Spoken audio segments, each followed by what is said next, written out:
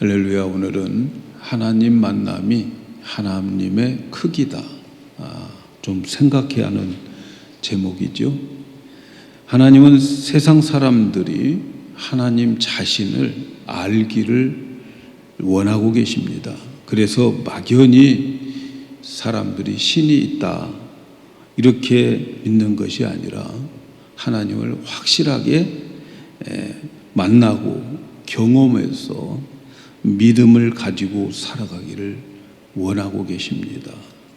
사도 요한은 요한일서를 쓰면서 그는 말하기를 우리가 들은 바요, 눈으로 본 바요, 손으로 만진 바라 하면서 하나님을, 복음을, 예수님을 소개하는 것을 봅니다. 얼마나 확실합니까? 기독교인들은 막연히 신이 있는 거야 이렇게 믿는 자들이 아니에요. 범신론자들은 그냥 신이 있지 그렇게 생각하겠죠.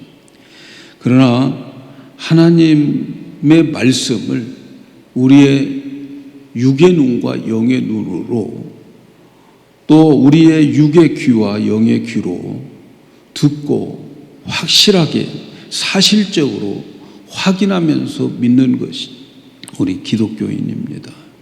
그렇지 않으면 그 사람이 믿는다고 하는 그 믿음은 물 위에 떠다니는 종이배와 같아요. 그래서 바람이 불면 물이 흘러가면 흐르는 대로 이리저리 방황하면서 굴러다니는 그러한 신앙을 가지게 되고 그렇게 인생을 살다가 결정적인 때가 오면 이것도 저것도 아닌 그러한 수렁에 빠지게 됩니다. 결정적일 때가 언제일까요? 여러분, 우리 인생에 있어서 가장 결정적일 때가 언제일까요? 여러분, 그것은 죽음의 순간입니다. 사람은 누구나 죽죠. 그런데 그 죽음은 모든 것을 끝내버리는 거죠. 우리가 아둥바둥 이렇게 살려고 하지만 우리의 모든 목적도 목표도 내가 가진 모든 것들도 죽음이 오면 그 앞에서는 아무 소용없어요. 다 내려놓아야 되는 거죠. 이제 내가 죽고 나면 어떤 세계로 들어갈 것인가? 그것이 우리들에게 가장 중요한 문제지요. 거기에 대해서 두렵고 떨고 그런 사람들이 너무 많아요. 죽음 앞에서 앞날의 미지의 세계가 어떻게 펼쳐질 것인가? 내 생애가 어떻게 펼쳐질 것인가? 자기가 생각했던 생각과는 전혀 다른 세계가 펼쳐질 수 있어요. 그래서 우리는 확신을 가지고 살아야 돼요. 믿음의 확신이 없는 사람들, 그렇게 살다가 간 사람들 때문에 이런 이야기가 있어요. 두루뭉실하게 신앙생활을 하다가 갑자기 어떤 사람이 죽었다는 거죠.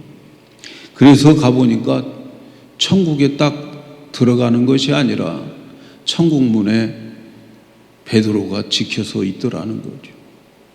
그리고 묻더라는 거예요. 너 천국 갈래? 지옥 갈래? 그렇게 물어보더라는 거예요. 그러니까 이 사람이 세상에 살았던 방식대로 다 구경하고 결정하면 안 될까요? 그랬다는 거예요. 그래? 그러면 다 구경해라. 그래서 천국을 가서 구경을 하는데 천국을 구경하는데 다 보니까 하얀 옷을 입고 찬송하고 예배하는 장면만 보이더라는 거죠. 참 따분하게 보여요. 이제 지옥을 구경을 하는데 지옥에는 제법 자기의 체질에 맞는 그러한 곳.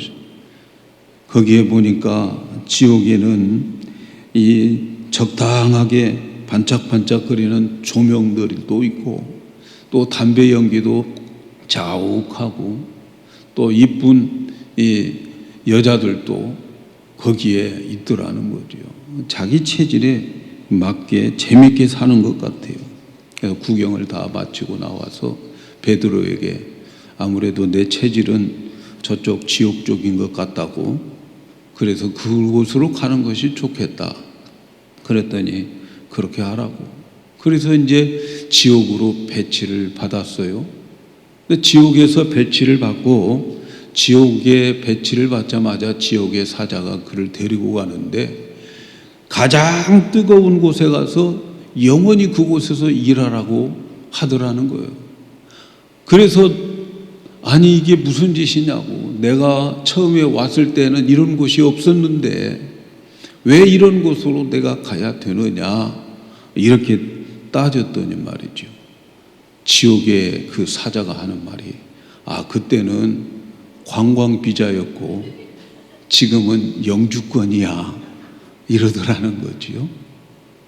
믿음 없이 두리뭉실 살다가 천국에 가야 되고 지옥에 가야 될 그게 확신이 없으니까 물어봐 가지고 그것도 관광 비자로 여기저기 갔다 와서 그곳에 가서 지옥에 가서 살게 되더라는 거지요. 왜 이런 이야기가 나왔을까요? 평소 때 확신 없는 신앙에 그 신앙생활을 하다가 결국은 누군가가 이렇게 만든 이야기 아니겠어요? 죽고 난 다음에 결정할 수가 없어요. 살아있는 동안에 결정되어야 되는 거죠. 지금 이 땅에 사는 동안에 하나님에 대한 확신이 있고 그 확신 가지고 죽어야 당연히 천국에 가는 거지요. 당연히. 그러나 하나님을 경험하고 하나님을 알고 믿는 사람들은 다릅니다.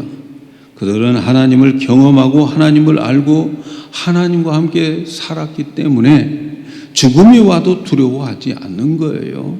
하나님이 가르쳐준 말씀이 있고 그 말씀을 믿고 그 말씀대로 살아서 경험한 그 믿음이 진짜 믿음이에요. 더구나 하나님을 경험하고 살아가는 사람은 이 세상에서 하나님만큼 일하게 되는 거예요. 하나님을 경험하면 그 하나님 경험한 크기의 하나님을 만나게 되는데 그만큼 일하다가 그렇게 살다가 가는 거지요. 하나님을 경험하면 하나님의 큼을 알게 돼요. 얼마나 위대하시고 얼마나 크신가를 알고 그래서 그 크신 하나님의 능력으로 사명을 감당하게 되는 것을 보게 됩니다.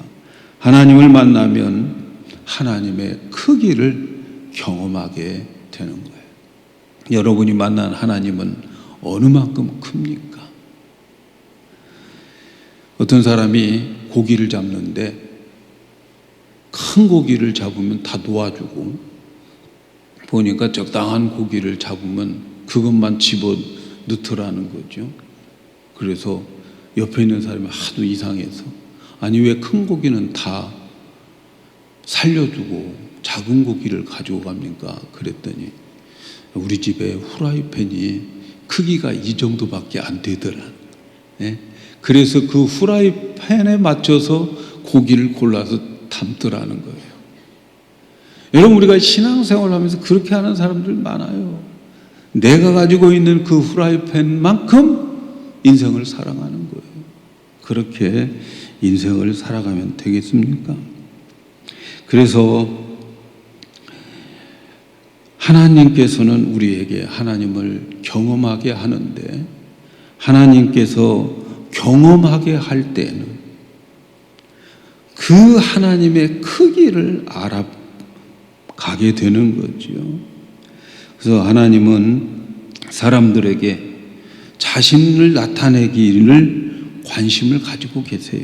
하나님은 사람들이 이러한 믿음을 주시기 위해서 우리에게 여러 가지 일들을 만나게 만들어요. 그런데 타락한 사람들은 하나님을 아는데 어지간해서 안 믿어요. 이것을 하나님은 너무너무 잘 알아요. 그래서 하나님이 사람들에게 하나님을 믿으려고 할 때에는 인간들이 할 수 없는 일을 만나게 만드는 거예요. 인간의 능력으로 인간의 한계를 벗어난 어떤 일들을 우리에게 만나게 해요.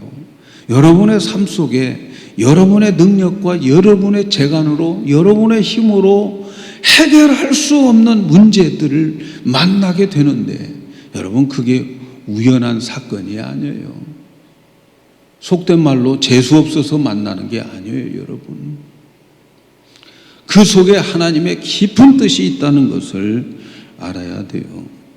그래서 그 일을 헤쳐나감에 있어서 하나님이 개입하지 않으면 이 일은 도저히 이룰 수 없다고 하는 그 일을 경험해서 그래서 그 일을 다 마치고 나서 이건 분명히 사람이 한 게 아니야.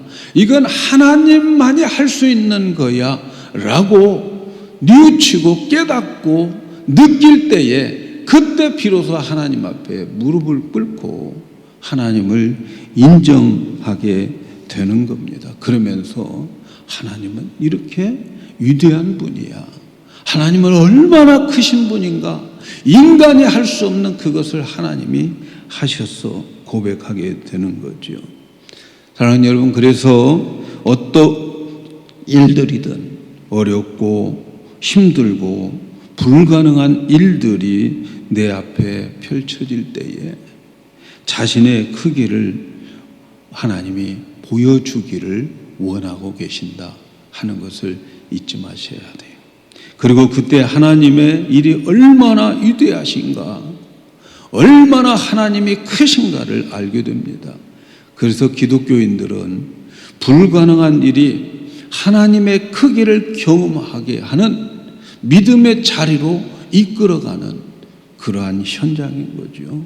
자기가 하는 것이 아니라 자기가 만난 하나님을 믿는 믿음을 가지게 하기 위한 거죠. 이렇게 하나님을 경험함으로 인하여서 하나님을 더 확실하게 알아가고 하나님을 확실하게 믿다가 이제 죽음이 내 앞에 왔을 때는 내가 지금까지 경험한 그 하나님과 동행하면서 살아왔던 그 믿음으로 거뜬하게 천국에 들어가는 거예요. 제가 지난주에 어떤 분과 대화를 나누면서 들은 이야기인데, 제가 우리 교회는 큰데 예배자들이 적어요. 그분이 저를 위로하는 말이라고 생각이 들지만 사실일 수도 있다 생각이 들어요. 자기는 큰 교회를 다녀요. 큰 교회에 많은 사람들이 다니는 교회를 다녔는데 자기가 볼 때 천국 갈 사람이 몇 명 안 되는 것 같아요. 그러더라는 거예요. 아니, 나는 우리 성도들을 볼 때 전부 천국 갈 것 같이 저는 믿어지는데 사람은 많은데 천국 갈 사람이 적다는 거예요. 사랑하는 여러분, 저의 목표는 여러분들이 죽음을 앞에 두고 그리고 천국을 앞에 두고 거뜬하게 천국 가는 그러한 사람들을, 그리고 천국에서 다시 만나기를 바라는 그러한 마음으로 여러분과 함께 신앙생활을 하고 있습니다. 우리 성도 여러분들은 모두가 다 천국에 거뜬히 가야 되고 천국에서 다 다시 만나서 그곳에서 또 친교도 하고 그래야 되지 않겠습니까, 여러분? 그래서 우리 성도 여러분들이 너무 귀한 거예요.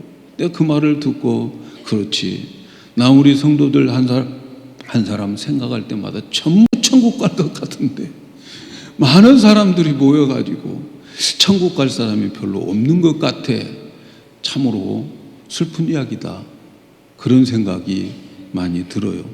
어쨌든 우리는 천국에서 다시 또 다 같이 만나고 그곳에서 함께 세상 살아가면서 받았던 은혜를 나누는 그런 우리 성도들이 다 되었으면 좋겠습니다.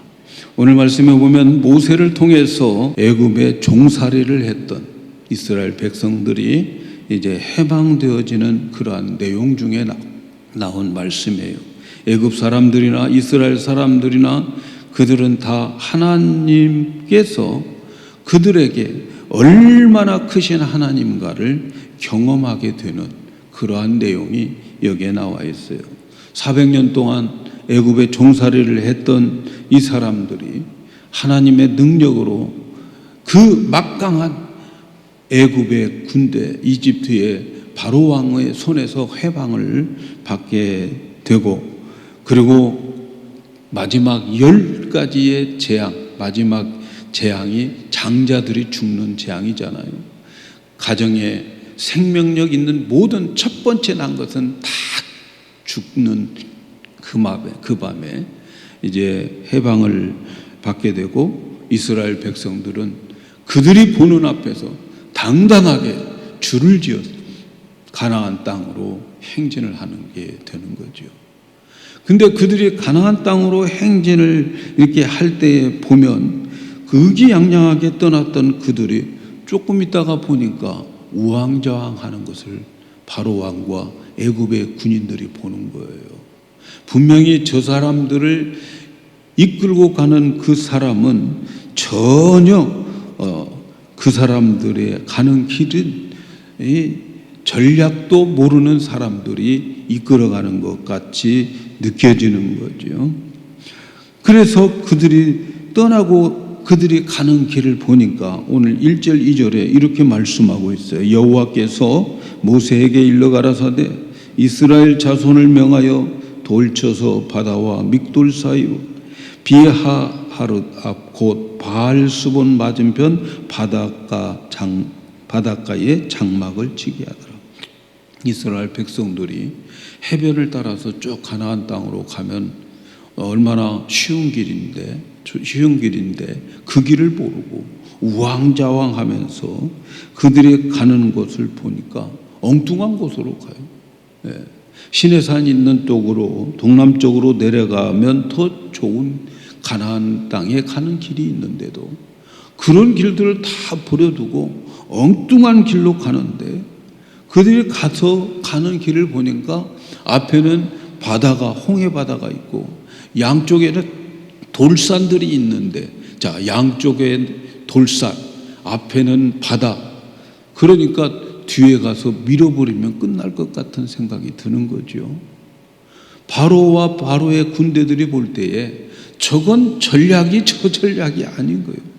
하나님의 능력이 무서워서 그들을 내보냈지만 그들이 가는 곳에 그 다음에 보니까 앞에는 바다고 양쪽은 돌산에 있는 곳에 딱 그들이 장막을 치고 있으니까 바로의 생각이, 바로 왕이 생각할 때 뒤에 가서 밀어버리면 끝난다. 저들은 도관에 든 쥐라. 이렇게 생각이 든 거죠.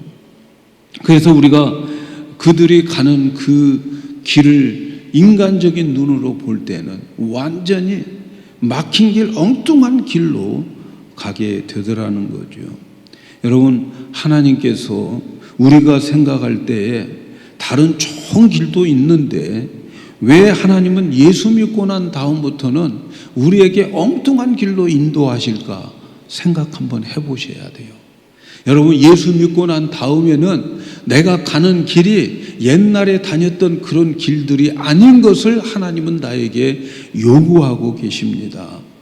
그렇게 가다가 보면 또 막다른 길도 당하게 되는 거죠.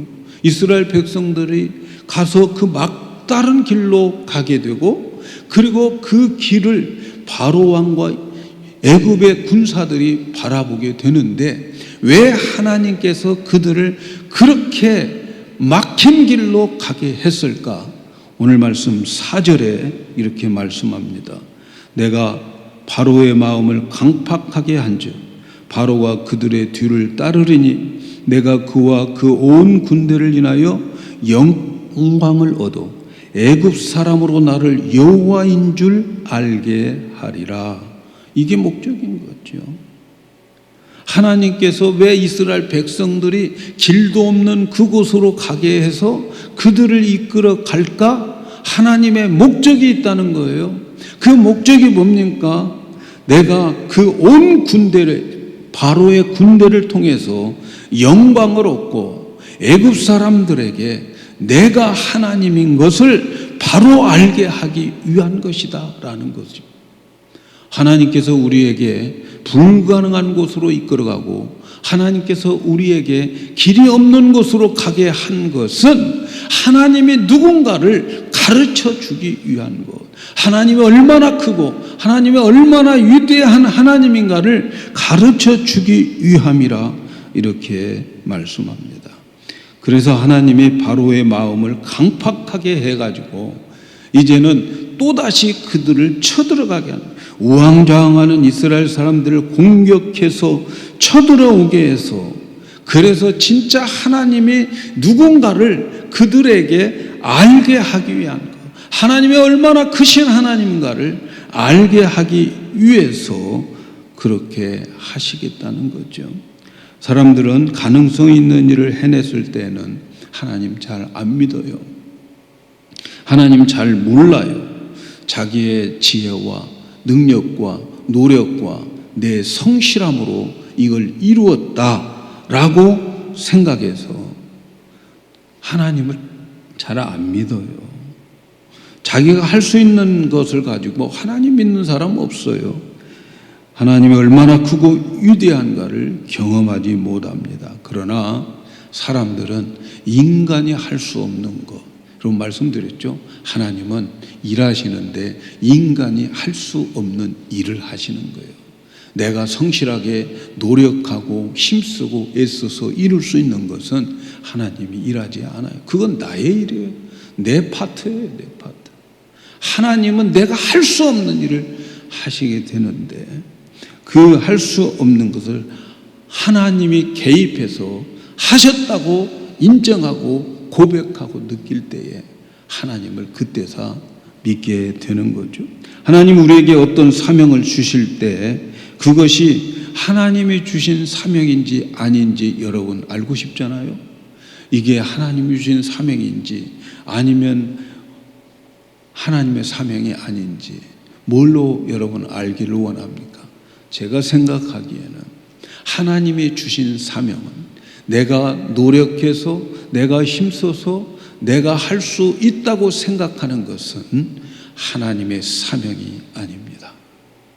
하나님의 사명은 내가 할 수 없는 사명을 주셔서, 그래서 이건 도저히 할 수 없는 일인데 하나님이 하라고 하실 때가 있는데, 내가 할 수 없는 일을 하라고 하실 때 바로 그것이 하나님이 주신 사명이라 생각을 합니다. 하나님은 이 세상 사람들과 하나님을 믿는 자들에게 하나님 자신의 본질과 능력과 사랑을 나타내기를 원해요. 그래서 하나님이 주시는 일과 사명은 사람이 할 수 없는 범위를 넘어서 그것을 우리에게 하라고 주십니다. 왜냐하면 그것을 통해서 하나님 자신이 얼마나 크고 얼마나 위대한가, 하나님의 크기를 알게 하기 위해서 하나님께서 하나님의 방법으로 일할 수 있도록 사명을 주시는 거예요. 여러분, 인간 승리로는 하나님을 알 수가 없어요. 하나님 경험할 수가 없어요. 가끔 드라마나 어떤 다큐멘터리를 보면 인간 승리로 소개할 때가 많이 있는데, 여러분, 인간의 승리로는 하나님 경험하지 못합니다. 하나님 인정하지 않아요. 자기 인간의 힘과 능력을 인정하지 하나님 만나지 못하는 거죠. 인간 힘으로 철저하게 패배하고 인간 힘으로 철저하게 할 수 없어서 손 다 들고, 그런데 하나님이 개입하셔가지고 하나님만이 할 수 있었다 하는 것을 눈으로 실감나게 보고 깨달을 때에 거기서 하나님을 만나고 인정하고 하나님 앞에 무릎을 꿇게 되는 거죠. 그때 하나님과 만나면 하나님의 크기를 알게 되는 거예요. 하나님의 위대함을 알게 되는 거죠. 이집트의 왕 바로 왕이 군사를 총동원해가지고 저들은 이제 도간에 든 쥐야, 쫓아가서 밀어버리면 돼 라고 생각을 하면서 이제 이 광경을, 이제 쫓아오는 광경을 이스라엘 백성들이 봤어요. 이스라엘 백성들이 이 앞에는 홍해 바다가 가로막혀 있고 뒤에서는 바로의 성난 군대들이 다 죽이려고 총동원해서 쫓아오는데 그 모습을 본 이스라엘 백성들은 어떤 태도였는가? 출애굽기 14장 11절 12절 그들이 또 모세에게 이르되 애굽에 매장지가 없으므로 당신이 우리를 이끌어내어 이 광야에서 죽게 하느뇨 어찌하여 당신이 우리를 애굽에서 이끌어내어 이같이 우리에게 하느뇨 우리가 애굽에서 당신에게 고한 말이 이것이 아니뇨 이르기를 우리를 버려두라 우리가 애굽 사람을 섬길 것이라 하지 아니하였더뇨 애굽 사람을 섬기는 것이 광야에서 죽는 것보다 나아. 이스라엘 백성들은 제대로 인도하지 못하는 모세에게 이제는 돌아오는 결과가 이거라고 생각하고 애굽에 돌아갈 수가 없다는 것을 그들은 생각하고 원망하는 거죠. 여러분, 하나님께서 이렇게 길도 없는 것으로 인도하는 이유를 알아야 돼요. 오늘 우리가 예수 믿고 예수를 따라가다 보면 시온의 대로처럼 고속도로처럼 그렇게 훤 뚫린 그런 길들을 하나님 주시지 않고 하나님께서는 길도 없는 곳으로 막막한 곳으로 예수 믿고 따라왔더니 여기까지 왔더니 이렇게 만들었구나 하는 그런 원망이 들 정도로 되어질 때가 많이 있어요. 그 이유가 뭘까요?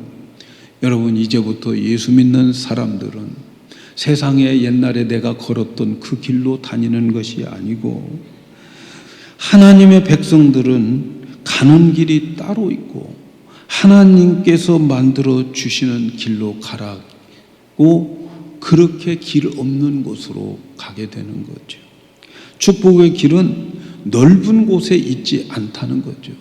하나님 믿는 사람들의 축복의 길은 세상 사람들이 걸어가는 그런 길 속에 있지 않아요. 이제 우리의 축복의 길은 따로 있는데 하나님이 만들어주신 그 길이 축복의 길이다 하는 거죠. 이스라엘 백성들은 이것을 이해할 수가 없어요. 우리를 왜 이 코너로 몰고 왔느냐 하는 고백밖에 못해요. 뒤쫓아오는 애국 군대를 보면서 두려워 떨면서 원망하는 거죠. 여러분, 이스라엘 백성들이 원망하는 이유가 뭘까요? 지금 애굽에서 나와서 그들이 원망하고 있는 이유가 뭘까요? 그들의 마음에는 양다리를 거쳐서 그래요. 그들이 모세가 가나안 땅으로 가자고 해서 따라가기는 가지만 그러나 아차 우리 마음에 안 들면 돌아올 수 있는 길이 있다고 생각했던 거지요. 다른 길 돌아가면 돼. 내가 예수 믿겠다고 따라왔지만 내 마음에 안 들면 얼마든지 다른 길로 옛날 길로 나 돌아갈 수 있어. 이렇게 생각을 한 양다리 신앙이 그들에게 있었기 때문에 그들은 원망하는 거예요. 왜 원망해요? 이제는 양다리가 아니에요. 한쪽 다리 저 바로의 군대들이 쳐들어오는 그 모습을 보니까 돌아갈 기미가 보이지 않는 거예요. 그래서 원망하는 거예요. 그래서 여러분, 예수 믿다가 원망하는 사람들은 그래서 원망하는 거예요. 한번 예수 믿는 길로 들어섰으면 돌아갈 수 없다 하는 것을 보여주는 그러한 말씀이죠. 성난 군대들이 쳐들어오는데 다시 이제는 돌아갈 길이 없어. 한쪽 다리 잘려져 버린 거예요. 믿음의 길로 들어선 우리들은 더 이상 다른 길이 없다. 양다리 믿음에서 빨리 빠져나와야 믿음이 성장합니다. 죽으나 사나 이제는 하나님만 붙잡고 살아가야 된다. 그런 각오를 하셔야 신앙이 빨리 자랍니다. 앞이 꽉 막힌 상황에서 이스라엘 백성들이 그렇게 원망을 합니다. 그러나 모세는 그들 앞에 당당하게 이렇게 말합니다. 13절 14절에 모세가 백성에게 이르되 너는 두려워 말고 가만히 서서 여호와께서 오늘날 너희를 위하여 행하시는 구원을 보라. 너희가 오늘 본 애굽 사람들을 또 다시는 영원히 보지 못하리라. 여호와께서 너희를 위하여 싸우시리니 너희는 가만히 있을지어다. 모세는 이렇게 그들에게 가만히 서서 오늘 하나님이 하시는 일을 보자 이렇게 말합니다. 모세가 뒤에서 추적하는 애국 군대를 보고 여러분 이렇게 말할 수 있었던 이유가 어디 있을까요?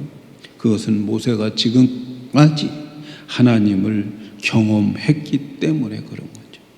모세가 만난 하나님은 우리에게 길이 없고 소망이 없을 때에 하나님은 어김없이 인간이 생각하지 못한 어떤 기적을 나타내서 그래서 반드시 그 불가능한 하나님의 뜻이 하나님의 사명이 이루어지게 되더라 하는 확신을 가지고 있어요. 그래서 모세는 가만히 서서 오늘 하나님께서 하시는 것을 보자 이렇게 말씀합니다. 모세가 만난 하나님, 길이 없어도 소망이 없어도 하나님은 어김없이 하나님은 기적을 베푸셨다고 하는 것을 체험한 거죠. 우리들에게도 도저히 길이 없을 때 하나님이 가라고 하신 길에는 여러분 하나님의 방법이 분명히 거기에 있고 하나님의 방법으로 인간이 생각할 수 없는 하나님의 능력으로 길을 열어 주신다 하는 것을 기억해야 돼요. 지금 하나님의 함께 하심을 믿고 있어요. 또 이곳에 하나님이 인도하실 때까지 이곳에 장막을 치라고 하실 때도 하나님이 하시라고 했어요. 어떤 위태로운 지경으로 몰아갈지라도 하나님이 책임지신다라고 하는 경험을 했어요. 그리고 오늘날 하나님은 어떻게 일하시는가를 보자. 과거에도 그랬으니까 오늘도 그렇게 하실 것이다. 분명히 하나님은 인간들이 생각하지 못하는 방법으로 저 애굽 사람들을 우리 눈에서 사라지게 할 것인데 궁금하지 않느냐? 하나님이 하시는 것 보자라는 거죠. 사랑하는 여러분, 여러분들의 삶 속에 어렵고 힘든 일들이 있을 때에 하나님이 하시는 것을 보시기를 바랍니다. 궁금하지 않아요? 하나님이 어떻게 하실까? 하나님을 바라봐야 됩니다. 그런데 하나님께서 그러한 모세에게 앞으로 나가라고 그럽니다. 장애물 앞으로 가라고 그래요. 장애물이 있는데 도저히 그건 안 되는데 그곳으로 가라고 말합니다. 그리고 모세에게 너 왜 가만히 서 있냐? 거기에 있느냐? 전진해라. 그 앞에는 더 길이 있다. 아직도 너 가야 할 길 바다까지 안 가봤지 않느냐? 바다까지 가봐. 아직도 50m 남았네. 거기 가봐. 하나님께서 모세에게 말씀하시는 거죠. 장애물 앞으로 나가라고. 그리고 그곳에 갔더니 하나님이 방법을 가르쳐 주잖아요. 손을 들어서 그래서 바다를 향해서 손을 들라 이렇게 말씀합니다. 모세가 이스라엘 백성들을 앞에 뒤에 두고 바다를 향해서 손을 드는데 그 바다가 바람이 불면서 바다가 갈라지게 되는 거죠. 갈라지고 그 축축한 바닷속이 마른 땅과 같이 되어지는 거죠. 그건 하나님만이 할 수 있는 그 일을 경험하게 됩니다. 여기서 모세와 이스라엘 백성들과 애국 군인들은 하나님의 크기를 알게 되는 거죠. 모세의 믿음으로 인하여 만난 하나님의 크기는 엄청났습니다. 바다를 가르는 하나님, 그 크고 위대하신 하나님을 경험하게 되더라는 거죠. 사랑하는 여러분, 성경을 우리에게 하나님의 위대함과 크기를 알게 하기 위해서 기록한 책입니다. 아브라함, 사라 늙어서 아이를 생산할 수가 없는데 하나님께서는 그들을 향해서 큰 민족을 이룰 것이라고 말씀하셨어요. 하나님의 사명을 주신 거죠. 근데 그 사명을 주실 때 인간의 생각과 능력으로는 불가능한 것이지만 하나님만 할 수 있는 것이지만 나중에 그 하나님의 능력으로 큰 민족을 이루어서 오늘 이 애굽에서 가나안 땅으로 가는 그 민족들이 아브라함의 후손이 된 거죠. 하나님께서 모세를 막강한 에집트 나라 해방시켜 주시고 홍해를 건너게 하시고 광야에서 바위에 물을 내게 하시고 하는 이 모든 일들은 하나님의 능력으로 하시겠다고 하는 그러한 일들. 그래서 그 일을 통해서 하나님의 크심을 경험하게 되는 거죠. 기드온의 300명의 용사로 12만 명의 그 미디안 용사들을 어떻게 물리칠 수 있겠습니까? 하나님이 주신 사명은 인간의 능력으로 할 수 없어요. 그러나 하나님이 개입하셔서 300명 가지고 12만 명을 전쟁에서 승리하게 만든 그 경험을 하게 되는 거죠. 예수님도 제자들에게 들판에 나와 있는 많은 무리들에게 너희들이 먹을 것 주어라.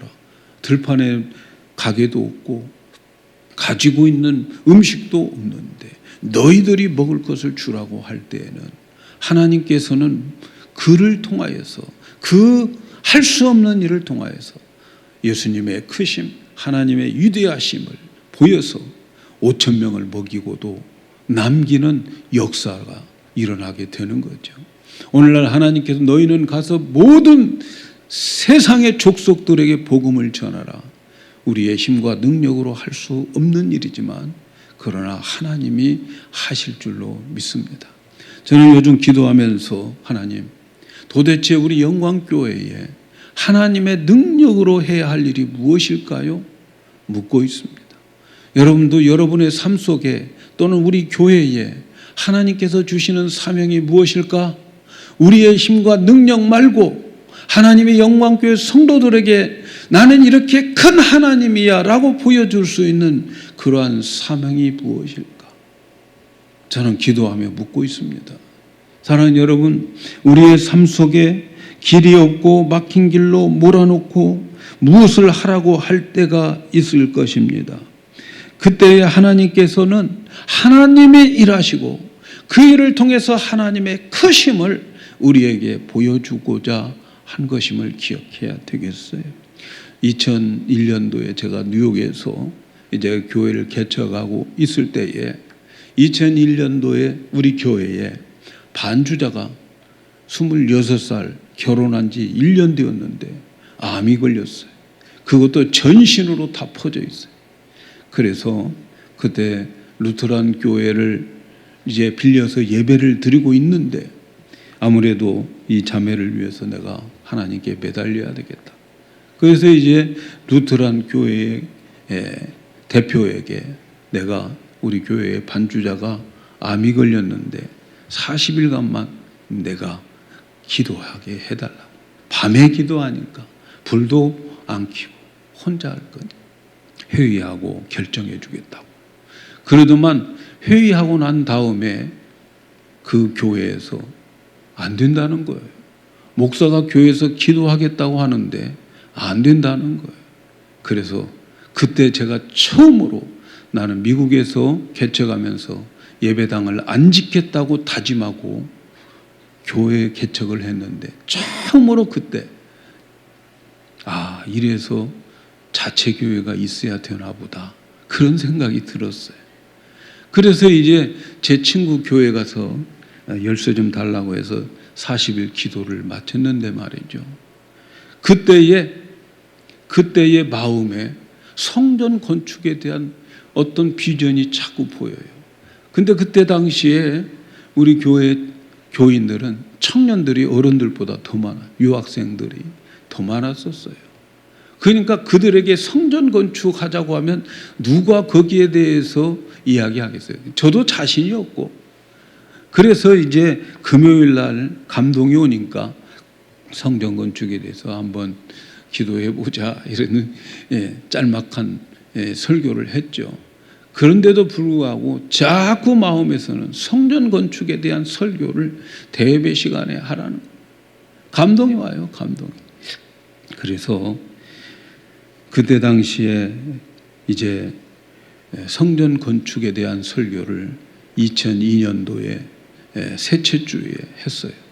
하면서 도대체 능력도 없고 돈도 없고 뭐 우리 교회는 비즈니스 하는 사람도 없고 학생들, 유학생들 도와줘야 될 사람들, 그런 사람들 뿐이어서 제가 그렇게 설교를 했어요. 하나님, 모든 능력은 하나님이 하실 것이고 돈도 금도 은도 다 하나님 것이니까 우리는 기도로 성전을 건축하자, 그런 설교를 했어요.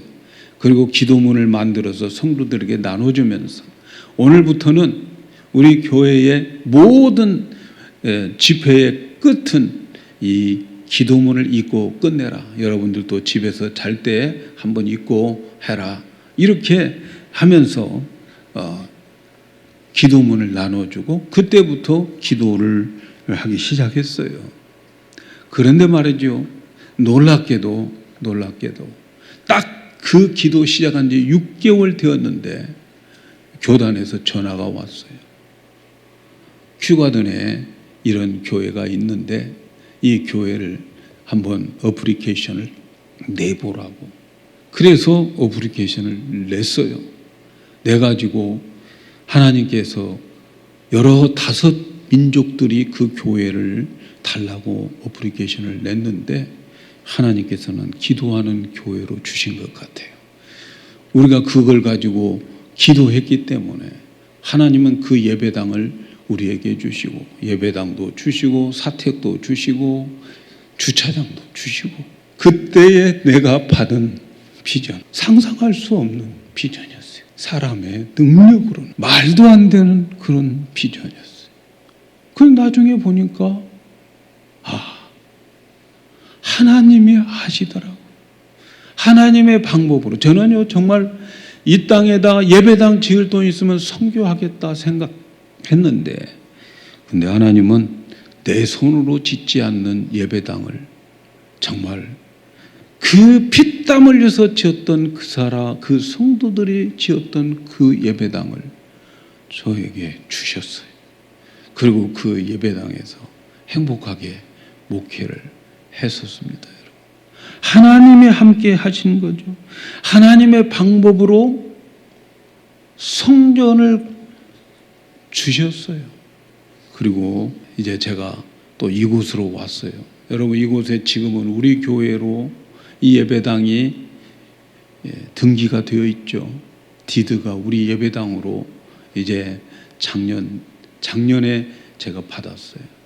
제가 이 교회에 와가지고 우리 이 교회에 새들어 살았던 교회예요. 새들어 살았던 교회인데 하나님께서 저에게 또 한 번 선물을 또 주셨어요. 이 예배당 일불도 드리지 않고 하나님이 이 예배당을 주신 것은, 여러분, 하나님의 능력, 하나님이 아니면 할 수 없어요. 우리가 이 예배당을 가질 때 노회원들이 많이 와서 당신들이 이 예배당을 감당할 수 있을까? 많은 사람들이 질문을 하고 그랬어요. 그러나 저는 무조건 달라고 그랬어요. 왜냐하면 하나님이 하시는 일이니까 무조건 달라고. 여러분, 우리가 이 예배당에서 예배를 드리고 있습니다마는 이 예배당을 짓던 그 사람들은 얼마나 피땀을 흘려가며 먹을 것 안 먹고 그리고 아끼면서 이 예배당을 건축했어요. 우리 교회가 뉴저지 전체 주에서 2번째 교회인데, 여러분, 이 예배당을 건축할 때 여러분 자세히 보면 창문마다 모든 물건들마다 성물에게 이름들이 써 있는 그것은 여러분 그들의 헌신과 그들의 수고로 이 예배당을 지은 거예요.